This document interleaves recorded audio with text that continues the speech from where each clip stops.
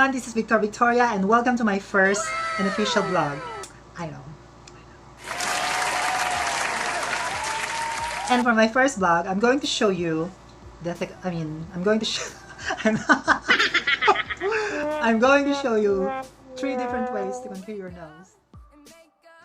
But before I do that, I'm going to show you first the materials that I'm going to use. First is a nose contour brush, a sponge tip applicator, a Q-tip, a glass of water, and of course, the shade that I'm going to use to contour my nose. This one right here, in the shade of taupe.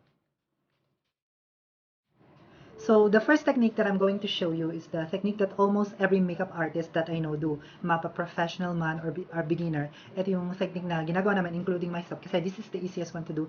Plus, it gives a really soft and natural effect, kaya gustong-gusto rin siya ng mga clients. So, I'm gonna start na. I'm just going to dip the brush dun sa shade of taupe na gagamitin natin.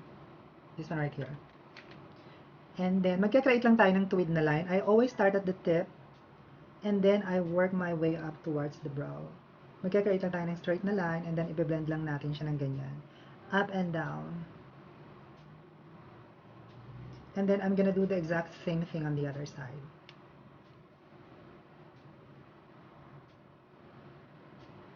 Straight na line lang, then towards the brow. Up and down.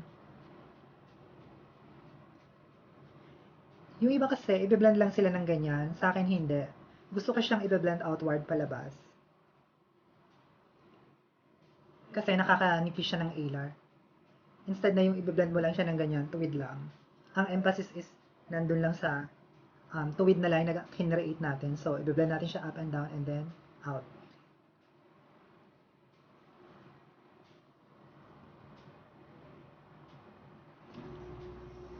O, diba? Soft and natural lang siya. And then, if you want, lalagyan din natin siya ng powder dito sa gitna, sa bridge.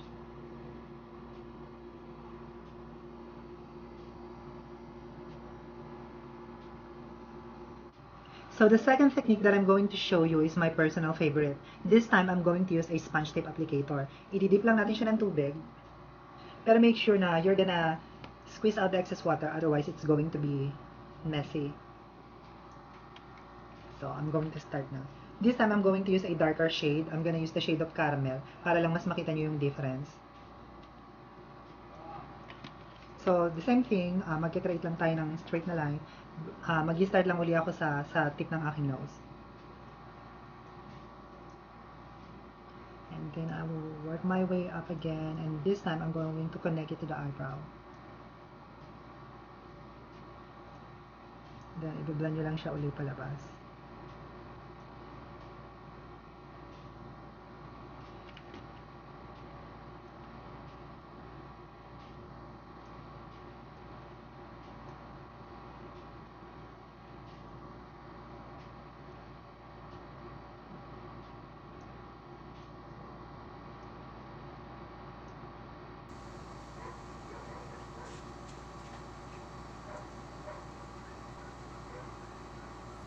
O, diba? Iba yung peg na, or yung illusion na naibigay niya this time. Parang, tuwid na tuwid kasi yung line. Parang nagpa-nose slip na ako. Parang ganon. Basta i-blend lang natin siyang mabuti.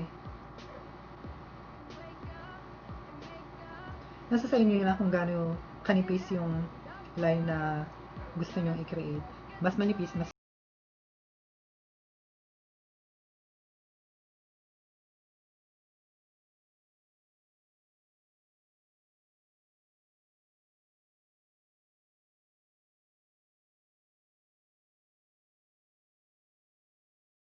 So the reason why kung bakit ko binasa pala yung yung sponge tape applicator is yun yung technique na itinuro sa akin ng mga makeup artists ahead of me, yung mga old school makeup artists. Nung mga panahon na hindi pa uso yung mga primer, yung mga setting spray, yung mga old school makeup artists, they only use water to make the makeup longer lasting.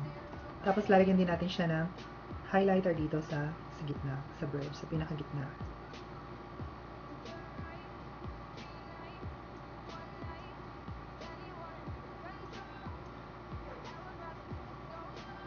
O, diba?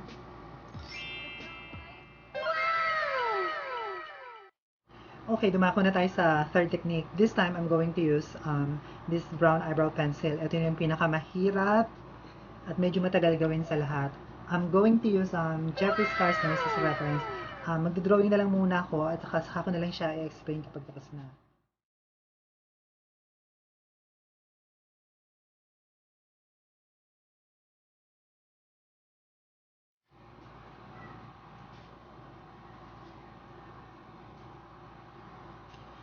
Ay, sa wakas natapos din. Ang tagal. Ito yung pinakamahirap. Imagine 12 minutes and 12 seconds and counting pa siya. Natapos. So, yun na nga. If you guys are a makeup enthusiast and you don't know who Jeffree Star is, I don't know what to tell you. Kung friends nyo ako sa Facebook or pina-follow nyo ako sa Facebook, mapapansin nyo, ang favorite kong mga ginagaya when it comes to makeup transformations is yung mga foreigner. Bakit? Kasi they have yung mga strong features like si Jeffree Star for example, yung ilong niya hindi lang basta matangos, may mga detalye. May mga ganyan, may mga kurba. So, yun nga, ginamit ko. Na-achieve ko tong look na to using eyebrow pencil, ginuhit, and then gumamit ako ng Q-tip para i-blend yung color.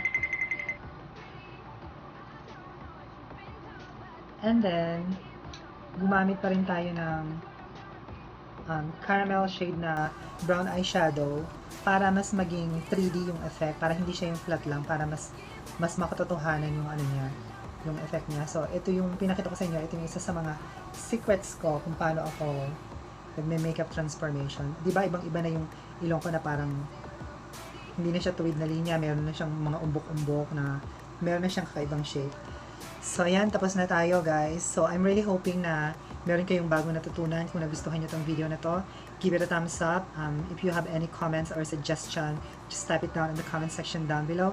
And if you are new to my channel, by the way, my channel is really new, like what I said earlier. This is my first vlog, so I'm really hoping na magsasubscribe kayo. It would be so much appreciated. So, see you guys soon. See you in my next vlog.